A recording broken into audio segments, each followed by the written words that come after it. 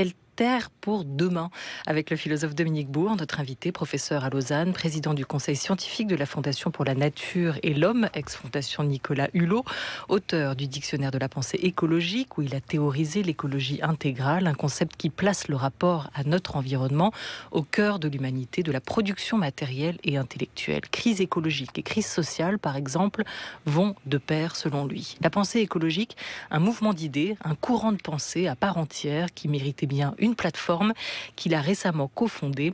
En parallèle sort son nouvel essai Une nouvelle terre, où il réfléchit à la manière dont nos sociétés devraient se développer à l'avenir pour dessiner une autre modernité. À partir de deux questions majeures, l'état de la Terre, associé à l'idée d'anthropocène, et le défi numérique. Bonjour à vous, Dominique Bourg. Bonjour.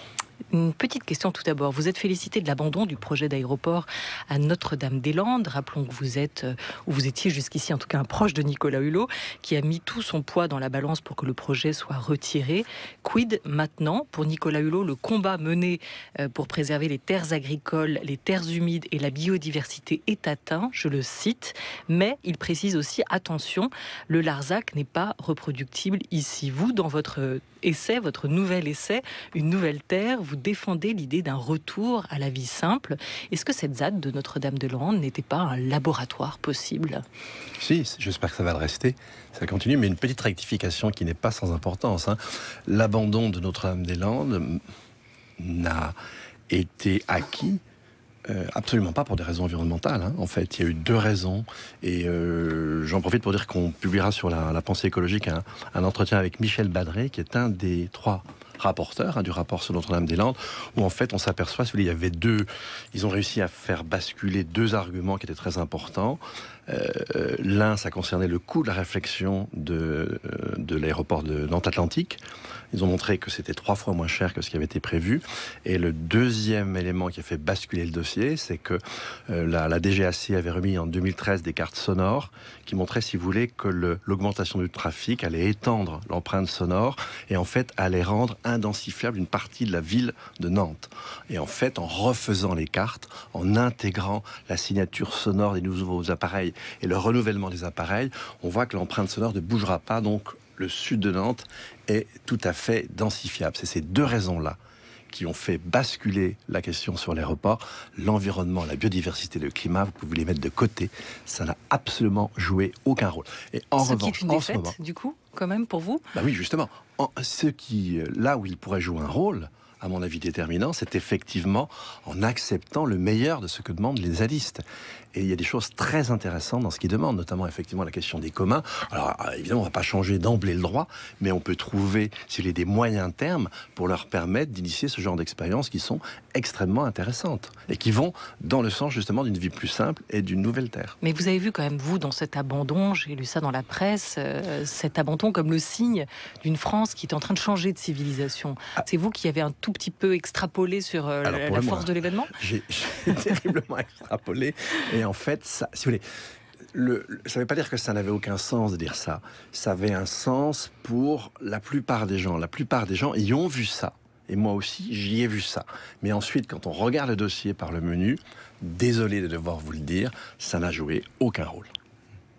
Et pourtant, il y a des efforts qui sont faits manifestement sur le plan de l'écologie en général. Vous ne les remettez pas en cause, non, vous ne dites pas que ce sont de faux efforts. Ah non. Donc, quel est le problème? Le problème, il est simplement que si vous voulez, quand on a affaire à des décisions importantes, à des décisions économiques, ces aspects environnementaux, ces aspects climat, ces aspects biodiversité, qu'on met en général en avant dans les grands messes internationales, ne jouent qu'un rôle relativement réduit. Et d'ailleurs, le Premier ministre lui-même, Édouard Philippe, lorsqu'il a présenté à la presse la décision du gouvernement, est-ce que vous avez entendu à un moment donné qu'il mettait en avant la question de l'accord de Paris, la conformité à Pas du tout.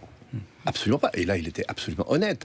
Donc, si vous voulez, l'interprétation que j'ai donnée, c'est l'interprétation qu'un certain nombre d'acteurs peuvent donner, mais c'est pas les motifs réels de la décision publique. Alors maintenant, on peut interpréter les choses de deux manières. Moi, je l'ai interprété en tant qu'environnementaliste, mais les décideurs ne l'ont pas vu de cette manière. Alors aujourd'hui, c'est quand même le ministre de la Transition écologique qui est envoyé au front dans les négociations. Tout à fait. Pourquoi ?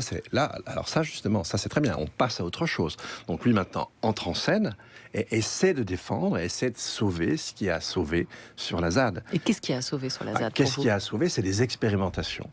Des expérimentations écologiques. On essaie à la fois de mettre sur pied des nouveaux modes de production, donc inspirés, alors ils ne sont pas tant nouveaux que ça, inspirés de l'agroécologie, inspirés de la permaculture, que sais-je. Mais alors surtout, ce qui est très différent, c'est que les gens qui le font revendiquent en même temps une sorte d'entrelac entre les modes de production qu'ils veulent pratiquer et leur mode de vie. Il suffit d'aller voir sur place. Franchement, dans le genre vie simple, ils sont pas mal quand même. Ça veut dire quoi ? On est autonome, c'est ça, on produit ce qu'on... Il y a plusieurs choses. Déjà, il y a un aspect juridique. Si vous voulez, toute la raison pour laquelle nous sommes dans la situation dans laquelle on est, c'est parce que on a, si vous voulez, rehaussé au-delà peut-être de ce qu'il convenait, la stature de l'individu.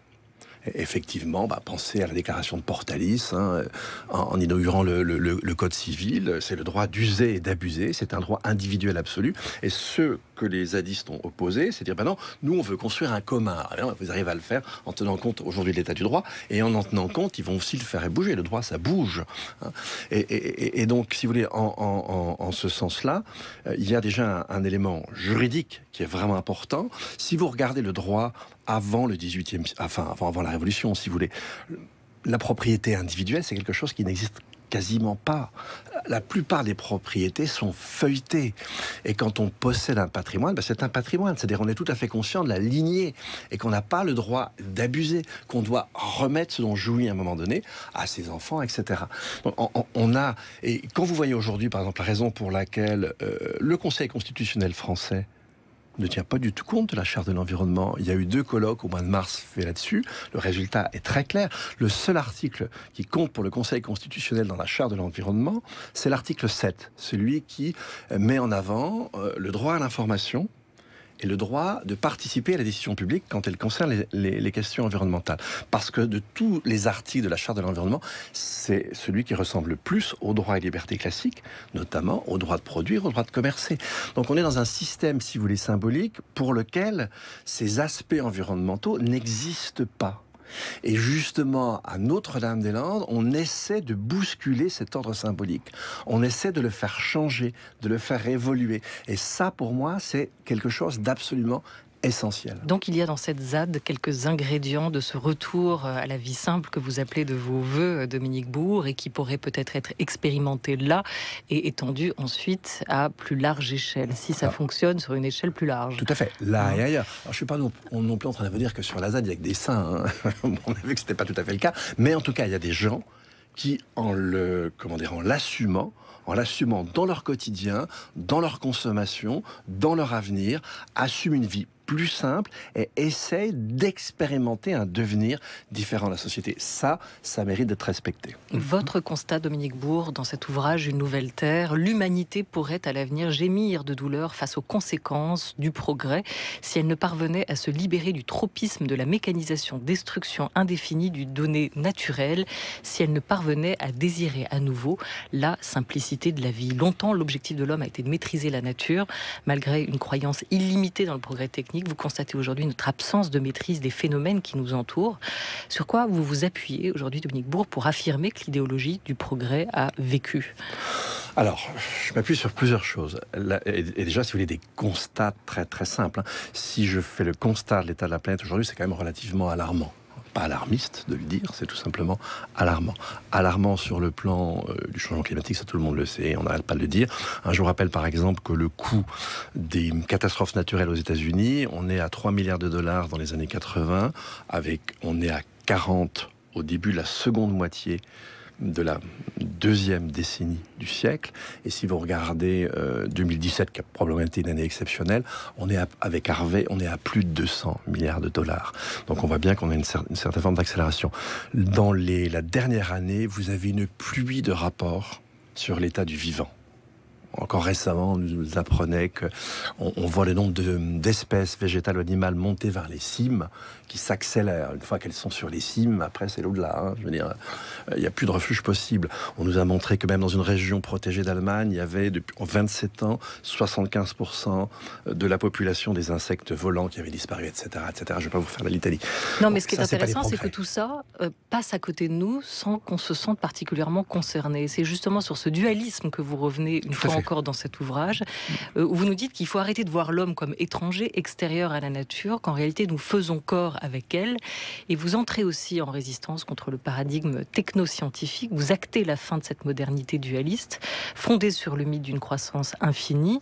Vous êtes assez sévère avec la numérisation, qui pour vous a fait des ravages jusqu'ici, contribuant au devenir très inégal du monde, je vous cite, ruinant le commun d'informations qui constituait autrefois la base du débat démocratique, contribuant à la montée des extrêmes et des populismes. Tout ça.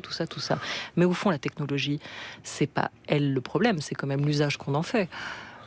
Probablement. Cela dit, on s'aperçoit que quand on technicise un domaine, de façon quasi systématique, on va arriver à des inégalités.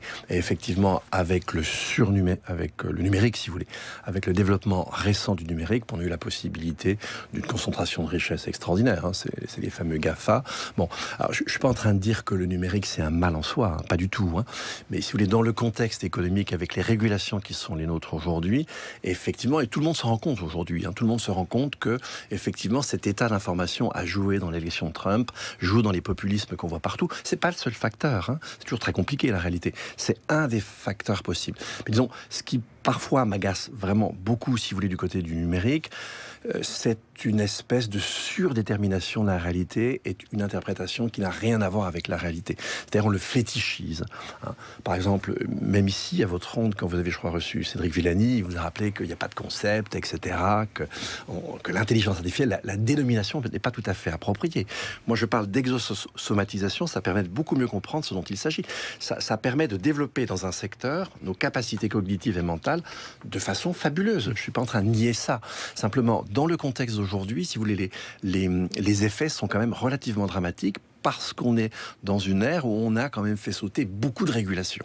Et donc, du coup, on donne libre cours à certains mécanismes, on les laisse aller jusqu'au bout. Je vous rappelle que très récemment, la Banque mondiale a dit que face au numérique, la solution, c'était de détruire le droit du travail pour libérer la concurrence entre les individus et les machines. Donc, vous voyez bien que dans le contexte néolibéral d'aujourd'hui, on arrive à des absurdités et quand même à des affirmations extrêmement dangereuses et scandaleuses. Alors par quoi le remplacer? Est-ce que le fait de vouloir se reconnecter à la nature n'est pas une nouvelle utopie, Dominique Bourg? Alors je ne pense pas que ce soit une utopie et les choses vont très très très vite. Je donne simplement quelques petits signaux faibles que je trouve très très intéressants. Vous voyez ce qui se passe aujourd'hui en biologie. C'est-à-dire qu'on est en train de faire exploser la frontière entre le végétal et l'animal. On avait fait dans la deuxième moitié du XXe siècle exploser la frontière entre l'humain et l'animal.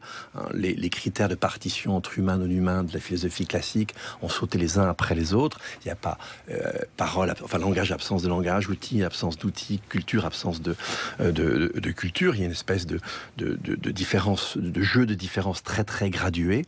Eh bien, on est en train de nous montrer exactement la même chose sur le végétal aujourd'hui. Les végétaux échangent des signaux électriques. Les signaux électriques, c'est le support de la pensée, ont des stratégies, etc., peuvent faire preuve, entre guillemets, de solidarité. On a là une explosion totale. Vous avez, par exemple, les travaux de l'écopsychologie, alors c'est plutôt les travaux nord-américains, qui, depuis une trentaine d'années, ont mis en évidence à quel point, finalement, si vous voulez, les centaines de milliers d'années de procès d'hominisation ne se sont pas effacés. Le contact avec la nature, le contact avec la forêt, avec différents éléments, a des vertus de bien-être, voire des vertus thérapeutiques. Je vous donne un exemple très très concret. Au CHUV de Lausanne, on s'est débarrassé des machines pour réveiller les comateux. On a tout simplement établi un jardin. C'est quoi le CHUV? C'est l'hôpital le CHU universitaire, le CHU, si vous voulez. L'équivalent d'un CHU français. Et en fait, pour réveiller les comateux, on les met dans un jardin. Et c'est beaucoup plus efficace. Donc, vous avez aussi des signaux, je pense à une émission de télévision, je ne regarde pas souvent la télévision, mais celle-là, je l'ai regardée, de Frédéric Lopez, qui portait sur les Cévennes, où là, on voyait un homme d'une quarantaine d'années nous parler de sa relation à la rivière. En fait, il avait une relation hyper spirituelle à la rivière, on dirait chamanique, si vous voulez. Donc, on voit toutes sortes de signaux faibles, vous le voyez avec les droits de la nature, etc. Il y a des signaux faibles qui sont en train de monter, et on voit qu'il y a une partie de la société qui tourne le dos à cet hyper-technicisme. Il ne s'agit pas de récuser les techniques, c'est ridicule, mais à cette espèce de fascination un peu ridicule où on est dans l'idéologie du progrès. L'idéologie du progrès, c'est que l'avancée des connaissances scientifiques, via ces retombées techniques et industrielles, débouche nécessairement sur une amélioration de la condition Antoine humaine. Mercier est en train de nous faire un signal fort pour intervenir. Non, pourquoi faudrait-il abolir les frontières entre toute la nature, l'humain, etc., l'animal, pour respecter cette même nature, ces mêmes animaux? C'est-à-dire, quel est l'enjeu? Il y a un enjeu idéologique, si je comprends bien, puisque vous dites qu'il faut sortir de ce schéma idéologique pour précisément ensuite avoir une attitude de respect. C'est pas évident, qu'on pourrait dire a priori, on pourrait l'avoir sans et on peut ne pas l'avoir peut-être avec aussi. Écoutez, alors, l'avoir avec un anthropocentrisme tel qu'on l'a construit avec l'ère moderne, en fait, où on s'est à un moment donné imaginé que la seule fin en soi était la personne humaine et que tout le reste est de l'ordre du moyen, c'est assez difficile quand même. Vous en conviendrez facilement. Et ce qui a fait changer les choses aujourd'hui, c'est une évolution des sensibilités. Je ne suis pas végan moi-même, mais je suis assez admiratif de l'engagement de certaines personnes. Et en fait, il bouge la société en général, il la contraigne à avoir une sensibilité plus forte à la condition animale, ce qui est une chose en soi qui me semble plutôt positive. Maintenant, il ne s'agit pas d'effacer les frontières, il s'agit de comprendre que les frontières ne sont pas des murs, qu'elles sont extrêmement poreuses, et que du fait de leur porosité, elles nous indiquent une forme de solidarité, ce qui n'est pas la même chose. C'est-à-dire que, évidemment, les êtres naturels ne sont pas forcément des agents moraux, mais ils sont au moins des patients moraux. Et en fait, ils peuvent être de véritables agents de communication. Alors ça, aujourd'hui, c'est pareil. Vous avez des travaux qui font florès sur le sujet. C'est ça que ça signifie. Il ne faut pas tomber, si vous voulez, d'une position tranchée, simpliste. Les hommes sont les seuls fins. Le reste n'est que moyen, doit être exploité, voire détruit, à arriver à une espèce d'inverse, c'est-à-dire qu'on est tous à quatre pattes et on broute l'herbe. Il ne s'agit absolument pas de ça. Il s'agit de construire une civilisation nouvelle en gardant, en fait, le meilleur de ce que la modernité nous a apporté. C'est une certaine compréhension des droits humains, j'insiste, dans le livre, les sciences, etc. Il ne s'agit pas du tout, encore une fois, de s'imaginer qu'on va redevenir un peuple premier. Ce n'est pas le problème. Mais on va réintégrer des choses que les peuples premiers, aujourd'hui, ont su préserver. Derrière l'écologie intégrale, il y a un nouveau modèle économique, voire un nouveau modèle de civilisation que vous défendez, ou est-ce qu'il y a plutôt une nouvelle spiritualité? C'est-à-dire qu'en gros, après le christianisme, après la religion de la croissance, il y aurait aujourd'hui cette écologie. Et est-ce que c'est pas un paganisme? Est-ce que ce n'est pas un paganisme aussi, un retour? Alors, venant de ma part, non. Je pas, vous avez évoqué la rivière, la spiritualité de cet homme. Mais alors, si vous voulez, le propre du christianisme, c'est d'avoir été un conservatoire. Vous avez des saints sangliers et un saint sapère. Bon, donc, on ne va pas revenir là-dessus. Mais ce que je veux dire, je veux simplement revenir sur le lien, si vous voulez, entre spiritualité et économie. Il n'y a pas à opposer les deux. Ce que j'entends par spiritualité, ça a déjà un sens ontologique, et qui joue sur le très très très très long cours. On voit bien qu'aujourd'hui, la manière dont on perçoit dans notre société le donné naturel, c'est plus la manière dont on le percevait au 19e. On voit qu'il y a une certaine forme d'empathie vis-à-vis du vivant, une forme d'empathie vis-à-vis de la nature qui est en train de monter. Encore une fois, j'insiste, ce sont pour le moment des signaux faibles. Jusqu'au jour d'aujourd'hui, on a une économie qui reste extrêmement destructrice. Et si vous regardez du côté des transhumanistes, etc., on va dire il n'y a pas de problème, on va conquérir la galaxie, on va pomper l'énergie du système solaire, ensuite après on va détruire les étoiles les unes après les autres. Tout ça, c'est des fidélités absolument géniales pour le genre humain. Bon, ça existe. Aujourd'hui, c'est très fort. Mais vous avez dans l'économie aujourd'hui des acteurs qui commencent à réagir autrement. Et alors, vous en avez beaucoup. Vous avez des entreprises, vous avez à l'intérieur des entreprises des gens qui veulent changer. C'est un mouvement lent, difficile. Il ne s'agit pas, si vous voulez, comme cela, du jour au lendemain, de bousculer la société. Avec le capitalisme? Au bout du compte, certainement pas. Peut-être des poches résiduelles de capitalisme, mais un capitalisme effréné tel qu'on le connaît aujourd'hui, alors ça, certes pas. Je vais vous lire 2 extraits. On va voir si vous arrivez à percevoir une différence. Là, c'est vous, dans la croix. Les dégâts sur la biosphère sont désormais accessibles au sens. Les effets du changement climatique sont devenus palpables. Ouragans, inondations, grosses chaleurs, sécheresse à répétition. Le récit du progrès infini et de la croissance bienfaitrice se fissure. Et maintenant, une autre citation. En polluant les océans, en réduisant la biodiversité, nous asphyxions, tuons notre planète. Il n'y a pas de planète B. Là, c'est Emmanuel Macron, hier, devant le Congrès Congrès américain, appelant les États-Unis et la France à retravailler ensemble et à surtout poussant les États-Unis à revenir peut-être dans cet accord de Paris qu'ils ont quitté. Vous êtes démasqué là. Vous écrivez je ces vous assure tout de discours. suite, c'est pas moi qui ai inspiré Emmanuel Macron. J'espère que c'est mon ami Nicolas, mais ça n'est pas moi. Est-ce que ça y est, aujourd'hui, l'écologie est devenue une priorité au moins d'un gouvernement ? Écoutez, franchement, je ne peux pas dire oui. J'aimerais beaucoup pouvoir vous dire oui. J'aimerais voir les effets du discours d'Emmanuel Macron. Mais je vous renvoie simplement au discours des chefs d'État à l'entrée de la COP 21. Ils étaient tous en train de pleurer. Ils avaient à peu près tous des propos du type de celui d'Emmanuel Macron. Maintenant, si vous regardez, c'était analysé par une jeune équipe française il y a peu de semaines, le texte vient d'être publié, si vous regardez les engagements pris par les différents États à l'entrée dans la COP 21, alors c'est très difficile de les mesurer parce que certains sont des engagements à 25 ans, à 2025, excusez-moi, d'autres à 2030, certains c'est en absolu, réduction absolue, d'autres c'est par point de PIB, etc.